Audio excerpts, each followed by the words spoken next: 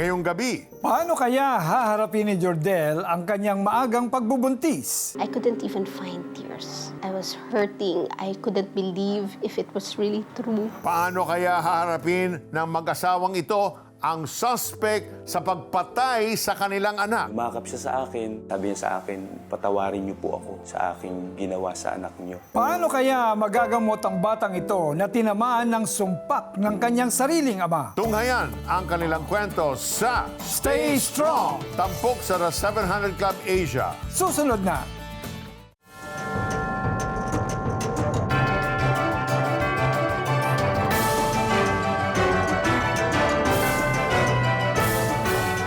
Welcome to the 700 Club Asia. You know, as fathers, we do everything to protect our children. Alex, how do you feel if you get to see someone hurt your son or your daughter? Anong maging reaction mo? Siyempre, magagalit ako talagang kung hindi mo mapigil, baka yung violent reaction mo kasi sinasaktan eh. Oh, Parang tama. instinct mo really is to protect. Is to protect, that's right. Defend. That's right, that's right. Para sa iba, rest back o paghihiganti, gigil o galit ang magiging reaksyon kung makita o nabalitang sinaktan ang kanilang sariling anak.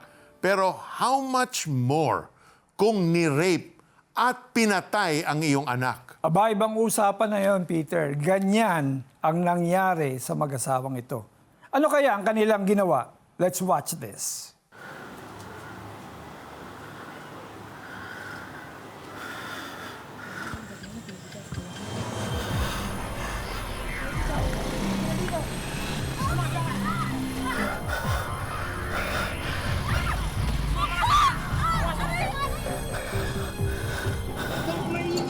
Nung nangyari kay Given, parang napakabilis na sinabi namin na pinatawad na namin. We realized na hindi ganun kadali din.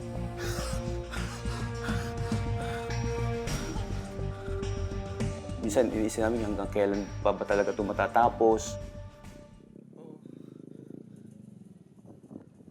Ganito ang naramdaman ng mag-asawang June at Marlene Sebanico, ang mga magulang ng UPLB student na si Given Grace na ni-rape at pinatay noong October 11, 2011.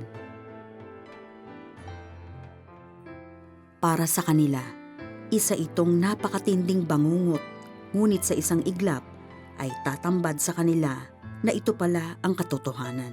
Yan ang isang mahirap kasi tuwing Friday, iniisip mo na, inaasahan mo na nauuwi siya, pero nung mawala siya, laging dumarating yung Friday, lagi kami nakakaramdam ng lungkot. Tapos pag kumakain kami, dati 4 kami kumakain, 3 na lang. Yung mga iniisip, yung mga ginagawa, yung mga pinaplano, parang laging ngayon, hindi na siya kasama doon sa mga plano na yun. Masayahing bata si Given Grace. Bukod sa pagiging magiliw na anak at mapagmahal na kapatid, aktibo rin si Given sa mga gawain sa simbahan. Kaya para kay June at Marlene na kapwa ring naglilingkod sa simbahan, napakahirap maintindihan ang sinapit ng anak. Talagang masakit sa isang nanay na sa loob ng 19 na taon mo siyang kasama, bigla siyang mawawala. Sa ganong klase pang paraan ng pagkamatay, hindi nawala talaga sa akin yung magtanong. Ang unang-una ko talagang tinanong, Panginoon, kahit yung mga tao sa paligid ko, sasabihin nila sa akin, huwag ko raw tatanungin ng Panginoon bakit nangyari yung ganong bagay. Lagi ko naman sinasabi, sino ang dapat kong tanungin? Di ba mas maganda nga sa Panginoon tayo magtanong? At the back of my mind, I must show them na pastor ako. Pero ang hirap, parang gusto ko ipakita sa kanila, hindi ako umiiyak, parang gano'n lang, parang ipakita sa kanila na this is how you face problems and challenges. Pero hindi pwede. Kaya we needed to consult a counselor.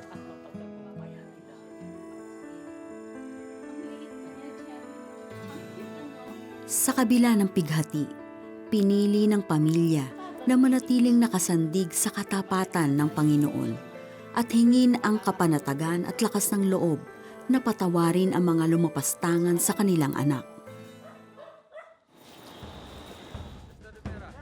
Naisampa na ang kaso laban sa 2 suspect na gumawa ng krimen kay Given. Dooy matyaga nilang hinintay ang pag-usad ng kaso. Sa isang hearing ay nagkaroon sila ng pagkakataon na makausap ang suspect na kusang umamin sa kasalanang nagawa. Sa tagpong ito, tila nakawala ang isang napakalaking tinik sa kanilang puso. So tumayo na yung mga tao sa courtroom at si Lester din ay tumayo na at naglakad na siya. Nakatayo na rin ako noon. Pagtapat niya sa akin, tumigil siya. Tapos humarap siya sa akin. Sabi niya sa akin, patawarin niyo po ako sa aking ginawa sa anak niyo. Yumakap siya sa akin. Naramdaman ko yung sincerity ng kanyang paghingi ng tawad. Sabi ko naman sa kanya, pinatawad ka na namin kung yung ginawa mo sa anak namin ang magiging daan para ikaw ay makakilala ka sa Diyos, lumapit ka sa Panginoon, at magpasimula ka ng isang bagong buhay. Masakit man yung nangyari, pero masaya na rin kami para sa iyo at para doon sa nangyari sa aming anak. Makalipas ang 5 taon, matapos suriin ang mga ipinresentang mga dokumento, bumaba na ang kaso laban sa mga suspects na sina Lester at Percival. 3 counts ng life imprisonment ang naging hatol sa 2 at isang qualified theft para kay Percival dahil sa paggamit ng baril na inisyo ng kanyang security agency. Unti-unti nang bumabalik sa normal ang buhay ng pamilya Sebanico. Bakas na sa kanilang mga mukha ang kapayapaan at katiwasayan na sa tanging Panginoon lamang matatagpuan. Bagamat wala na si Given Grace sa kanilang piling, batid nila na ang kaparaanan ng Diyos ay higit na mabuti kaysa sa kanila. Katulad ng pangako niya sa kanyang salita na hindi ko kayo iiwan, hindi ko kayo pababayaan. Totoong-totoo ang salita niya, totoong-totoo na nanguna siya sa lahat ng pinagdaanan namin sa buhay. Kaya salamat sa Panginoon. Napatunayan ko na hindi ang panahon ang nagpapagaling ng sugat, kundi yung pag-ibig sa puso mo ang siyang nagpapagaling. Yung pag-ibig ng Diyos na ipinaranas niya sa iyo. At dahil naranasan mo ang pag-ibig ng Diyos, naranasan mo ang kanyang pagkapatawad, naniniwala ako ito ang malakas, ito ang malaking dahilan kung bakit gaano man kasakit yung nangyari sa buhay namin ay nagawa naming magpatawad. Alam mo, Alex, the decision of June and Marlene to forgive the rapist and the killer of their daughter is nothing short of supernatural, because even if you're a child of God, even if you're a believer, hindi magiging automatic na basta mag-release ka ng forgiveness sa isang tao that killed your family members. That is supernatural, na alam nila they received so much grace and strength from God that they're able to also extend the same grace and forgiveness to the perpetrator. Grabe yung nangyari. Ako, reporter ako. Hindi ako emotional. Pero ito talagang mabigat. Lalo pa nag-work ka para kay God. Correct, tama. Tapos nangyari yun. Natutunan ng mag-asawa na magpatawad dahil sila rin mismo ay tumanggap ng kapatawaran mula sa Diyos. Tama ka, Peter. Sabi nga sa Roma 3:23, sapagkat ang lahat ay nagkasala at walang sino mang nakaabot sa kaluwalhatian ng Diyos. But thanks be to God, He gives us the strength and the grace. Through His amazing love, He gave Jesus as a ransom for all our sins. And whoever believes in Him will have eternal life. At ang eternal life na yan ay iniaalok ng Diyos sa iyo Ngayon, kapatid, lumapit ka sa Kanya. Kung sino ka man, handa siyang magpatawad. Handa siyang magpagaling at bibigyan ka niya ng bagong simula. Kung yan po inayos ng inyong puso, tayo po'y manalangin. Abang Banal, salamat po, Panginoon, sapagkat sa iyong biyaya, Lord God, kami po'y nakakapagpatawad. Hindi na po namin iniisip, no, kahit nandyan, masakit, mapait, Lord, yung mga sinapit namin o nagawa, Panginoon, o mga sinabi ng mga tao, nandyan pa rin ang pait. But because of your grace, lahat po yan, Panginoon, ay gumagaang. Salamat po sa supernatural grace. At Lord, maging kami rin, Panginoon, pinatawad mo kami at salamat, Lord God. Liban na lamang, Panginoon, na tunay na natanggap namin ang kapatawaran na yan, ay hindi kami makakapagpatawad. Kaya, Panginoon, we choose, Lord God, to forgive others, and we ask that you forgive us also. Lord, tinatanggap ka po namin, inaanyayahan ka namin sa aming puso upang ikaw, Panginoon, ang maghari. Ilagay kami sa tamang daan at gabayan kami ng iyong banal na Espiritu. Isulat niyo po ang aming pangalan sa iyong aklat ng buhay. Mula ngayon, Panginoon, you are now my personal Lord and Savior. Salamat po, Panginoon, sa pangalan ni Jesus. Amen. Sumabay ka ba sa prayer at tinanggap si Jesus bilang Diyos at tagapagligtas? Balitaan mo naman kami. Please send us the message, yes, tinanggap ko si Jesus, through text or via the 700 Club Asia Facebook Messenger or comment section ng YouTube channel. O tumawag sa Prayer Center para mapagdasal ka namin. Grow in your faith, join our online Bible study group today. Just type BSG in the comment section of the 700 Club Asia YouTube channel or Facebook Messenger to receive details.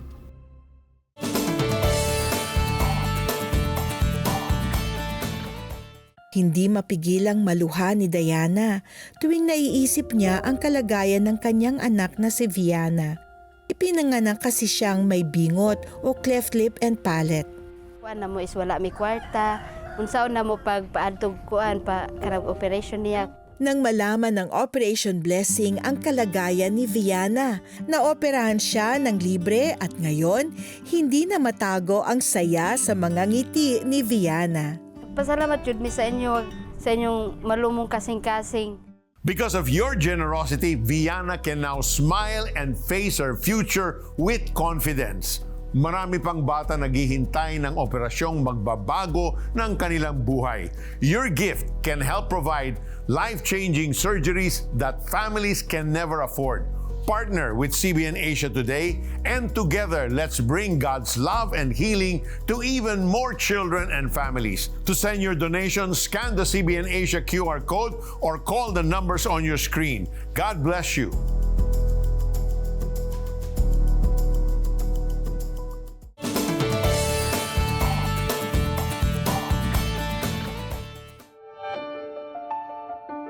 Itlog ng itik ang pinag-awayan ng asawa ni Josephine at ng kanyang kapitbahay. Ang among mga mananap kanang nag-itlog ngadto sa among silingan. Pagka Bernes ana gitanaw sa kumbana. Upat na malay nabilin sa itik. Ang itlog sa itik niya dan ang uban to aman dito sa gibutang nila ngadto sa laing pugaran. Dahil sa hindi pagkakaunawaan, humantong ito sa di inaasahang pangyayari. Sa halip na tamaan ng baril ang inasintang kapitbahay, tumama ang bala ng sumpak sa sariling anak. Init kayo. Sakit sad. Dagan na lang sa ospital. Dahil sa natamong sugat, kinakailangan siyang maoperahan. Wala maoperahan ang akong anak tungod kay wakoy kwarta di ko kaapod og kanang bayad kay sa ospital.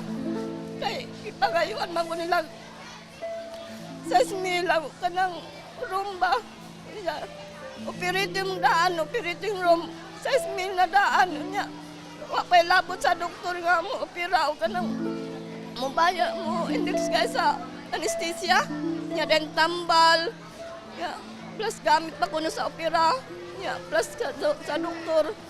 Sa loob lamang ng isang araw, umabot sa mahigit 4,000 piso ang gastusin sa ospital. Malaking halaga ito para sa isang inang may 5 anak at asawang walang permanenteng trabaho. Dahil sa salat sa salapi, umuwi ang mag-inang iwan ng promissory note na babayaran ng hospital bills sa loob ng 9 na buwan.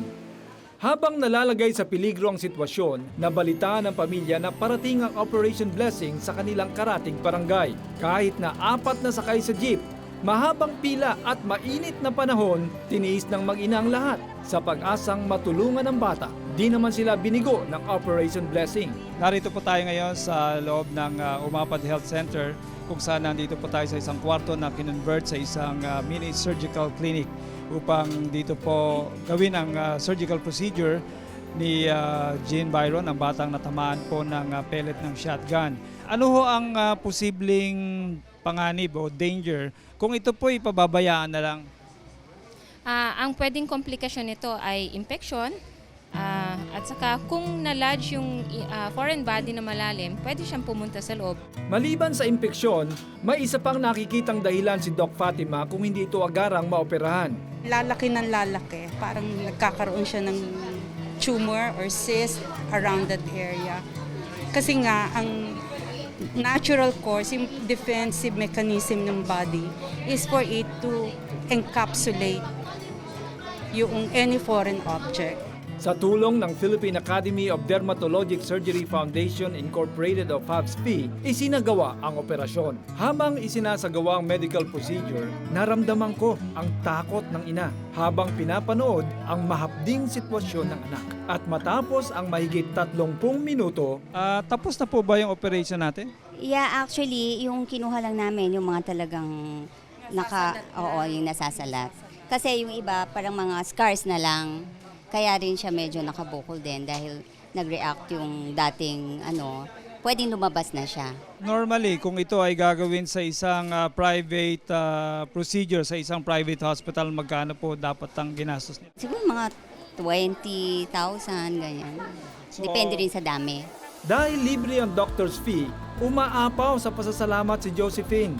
Papasalamat po ako kay kanang di na ako makulbaan sa kahimtang sa akong anak ba kay naoperahan na siya niya kanang nalibre po lang yung operasyon. Well, sa lahat ng mga napunta akong Operation Blessing Mission, ito yung talagang, alam mo yung parang... Nag-stick sa'yo. Nag-stick sa amin. At hindi pa yon yung reaksyon ng mga tao na parang, Operation Blessing, hulog kayo ng langit sa amin.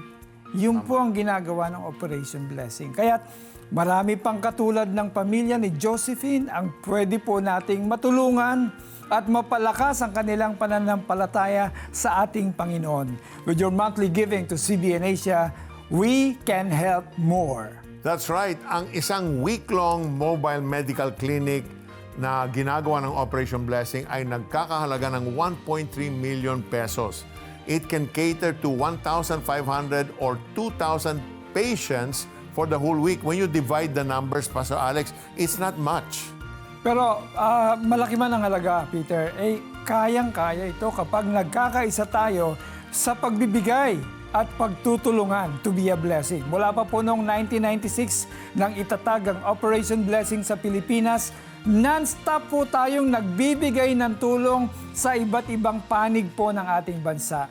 Nariyang tumawid tayo ng ilog, Peter, umakyat ng bundok at humaharap sa mga bagyo o matinding baha upang mayatid lamang ang tulong direkta sa ating mga kababayan. Kaya maraming salamat sa ating magigiting na volunteers, local government units, church partners, AFP, corporate partners sa pakikipagtulungan sa Operation Blessing.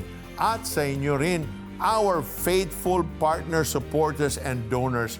Part of your giving to CBN Asia goes to our humanitarian arm, Operation Blessing. So to donate, just call the numbers on your screen or message us on the 700 Club Asia Facebook Messenger. Pwede rin po through GCash. On your GCash app, just scan the CBN Asia QR code.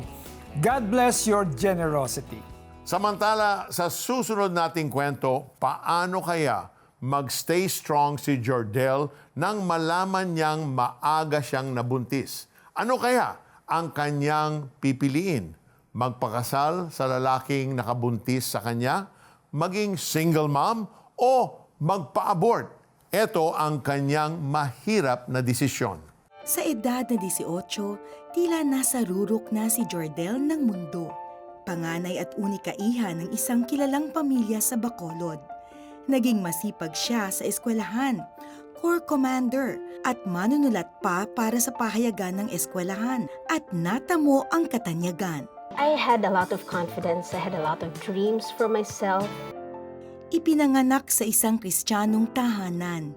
Lumaki siyang maayos at matino. Everyone would drink, everyone would smoke. But ako, ang feeling ko, mali yun. They shouldn't see me like that. I go to church. Malinaw na ipinagmamalaki siya ng kanyang mga magulang. Hanggang sa isang araw, Kumusta na pangga ko? Hi, Mommy. You're pregnant?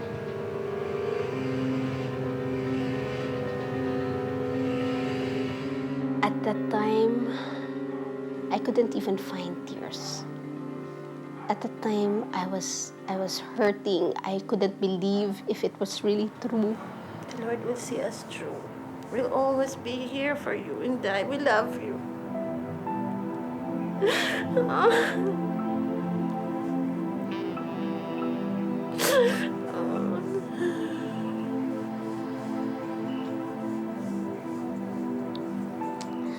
So with that, it's more, it's harsh. It was more harsh for me, for her to react that way. Rather than, takwil ka namin, i-ano ka namin, or whatever. My dad, the lawyer that he is, sat down with me and gave me 3 options. Number 1 is we go after this guy. You marry him. Number 2 is you be a single parent. Number 3 is something that we cannot allow. Abort the child. pinili niyang maging single mom sa edad na 18. Kaya ko to. Pinasukan ko to. Kaya ko to. Di ko siya kailangan. Ngunit sa kanyang pag-iisa, di niya kinayang harapin ang katotohanan ng kasalanang nagawa. Why me? Everybody was doing it, and why would you pick me out? And, di ba, I serve you naman, I go to church naman, I still sing in the choir. What a shame I did sa parents ko, for everybody around me. Everybody loved me so much, and why did I do this? And what kind of example am I to my brothers na mas bata pa sa akin? At that point, my thoughts were not straight. At that point, I thought that would be the solution. Natagpo ang walang malay si Jordel sa kanyang banyo.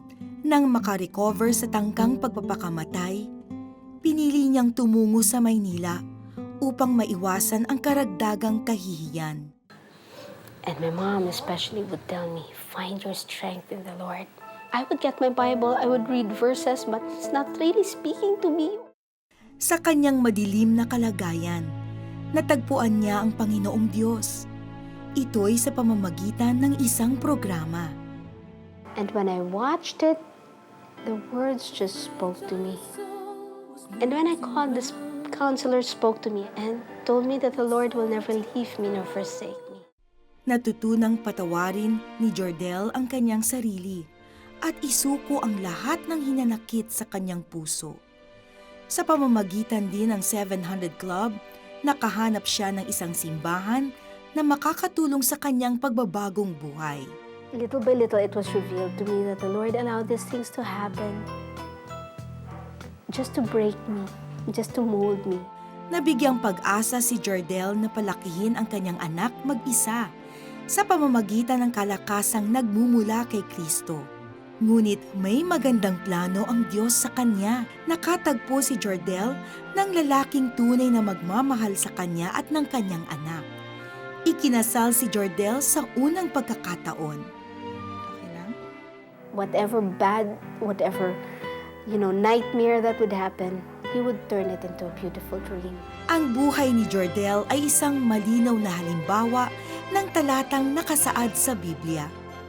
Kaya't ang sinumang nakipag-isa kay Kristo ay isa ng bagong nilalang. Wala na ang dating pagkatao. Siya'y bago na.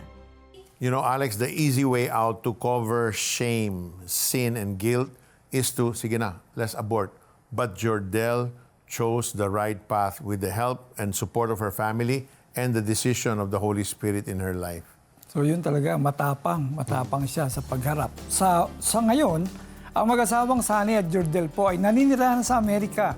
Ang kanilang bunsong anak ay full-time social worker sa isang NGO. Ang kanilang pangalawang anak ay nagtatrabaho bilang marketing analyst. At ang kanilang panganay na inalagaan ni Jordel bilang isang single mom, sa loob ng 9 na taon ay may sarili na ring pamilya at anak. Mula sa hirap at pagsubok, nakita muli ni Jordel ang bunga ng kanyang sakripisyo at pananampalataya, isang pamilyang buo, matagumpay at puno ng pag-asa. Their story proves that when we trust the Lord and stay strong, success is within reach.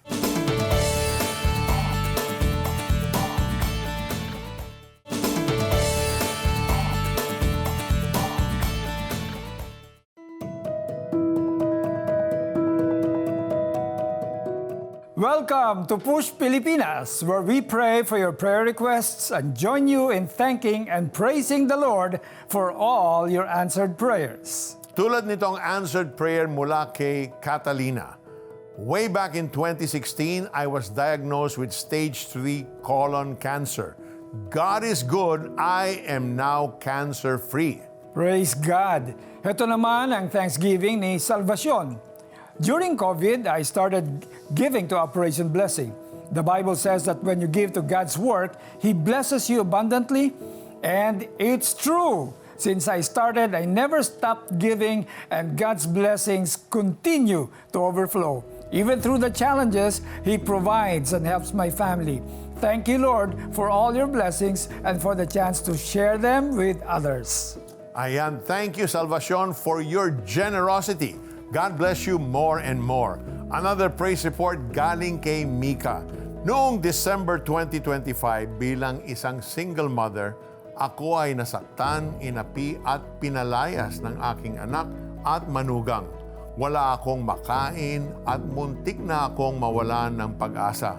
Ngunit lumapit ako kay Jesus at sa tulong ng mga kaibigan, ako ay pinakain at pinatira. Sa kabila ng aking edad at mga karamdaman, ipinagkaloob ng Diyos ang isang trabaho. Ngayon, ako ay muling nagsisimula at nagpapasalamat sa Panginoon sa bagong pag-asa na binigay niya sa aking buhay. Thank you at purihin ang ating Panginoon. Kung kayo rin po ay may praise reports or prayer requests, you can post your message on the 700 Club Asia social media platforms. Baka sa susunod naming episode, ang message nyo naman ang aming shoutout dito sa Push Pilipinas portion.